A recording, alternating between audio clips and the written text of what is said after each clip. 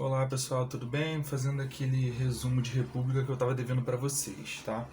Então a nossa história ela começa com a revolta de Espartaco, né? Só para relembrar, Espartaco foi um escravizado que lutava, ele era um gladiador no Coliseu e ele lutava contra outros gladiadores escravizados e descontente com a sua vida, ele resolve fugir, ele se rebela, leva outros escravizados, sobe a um monte e começa uma série de reivindicações de melhorias de vida para o Senado romano. São enviados algumas tropas, alguns legionários, né, o exército romano, para acabar com a revolta, mas o Espartaco consegue vencer alguns deles. Né?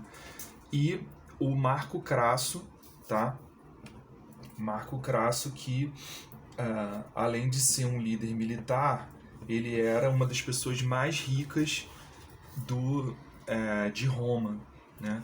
Ele precisava de um feito, né, militar, como qualquer um que quisesse se destacar naquela época de Roma, para ser uma figura popular, mais do que ele já era, né?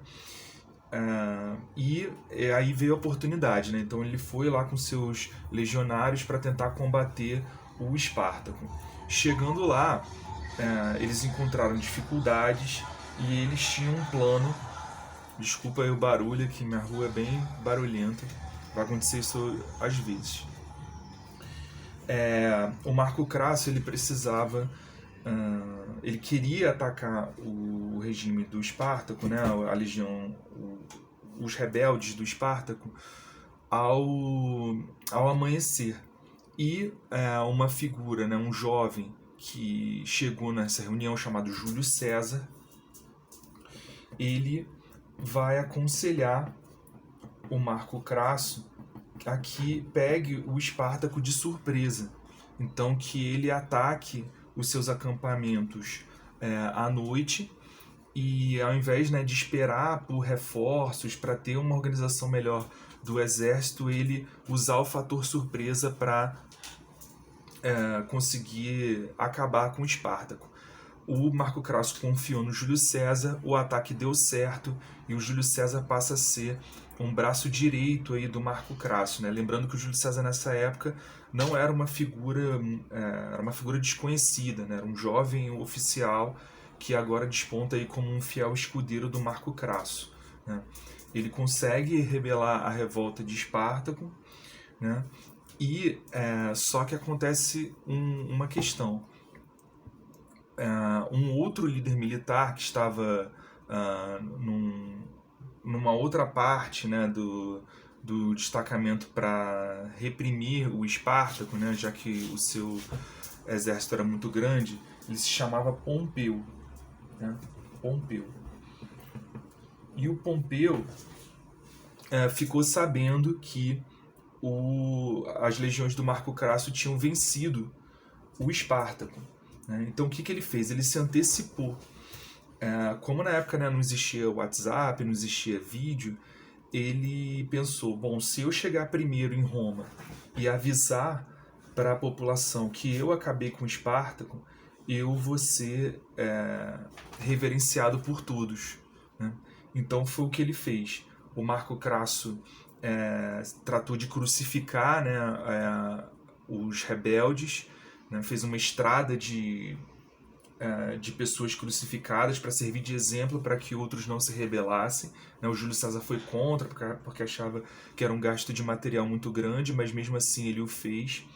E o Pompeu se apressou por pegar alguns revoltosos que tinham fugido no meio do caminho, aprisioná-los e levá-los como prova de que ele sim tinha vencido o Espartaco. E foi o que aconteceu. O Pompeu chegou à capital romana antes do Marco Crasso e todos pensaram que o Pompeu tinha derrotado o Espartaco primeiro. Quando o Marco Crasso chegou, ficou um clima muito ruim. O Marco Crasso ameaçou duelar com o Pompeu ali na frente de todos para desbaratar aquela mentira, mas o Júlio César interveio e mesmo assim ainda ficou um clima muito pesado entre os dois. Né?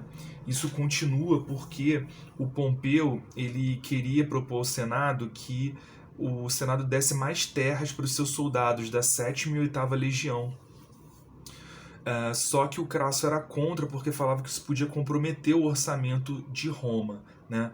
Em contrapartida, o Crasso, tentando benefícios para ele, como era uma pessoa muito rica, ele queria isenção de impostos, né? Queria pagar menos impostos para ficar com mais riquezas ainda. Então, Roma estava à beira de uma guerra civil, né? Os dois não se entendiam, já tinha esse resquício de mágoa pelo que o Pompeu tinha feito, né? A mentira que ele cometeu ao fingir que tinha derrotado Espartaco. E aí surge a figura do Júlio César mais uma vez, né?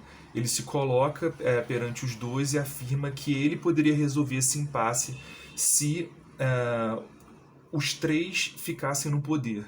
Se eles concedessem também um título de cônsul para o Júlio César e formasse um triunvirato. Então, a partir de agora, os três estariam juntos, aqui em 59 a.C., e formariam um triunvirato. Ou seja, 3 cônsuls no poder: Júlio César, Marco Crasso e Pompeu. E o Júlio César o convenceu oferecendo sua filha para casar com Pompeu e dizendo que ele seria a pessoa certa para convencer o Senado a aprovar tanto as leis que o Pompeu queria de dar terras para os seus soldados, quanto as leis que o Marco Crasso queria para pagar menos impostos.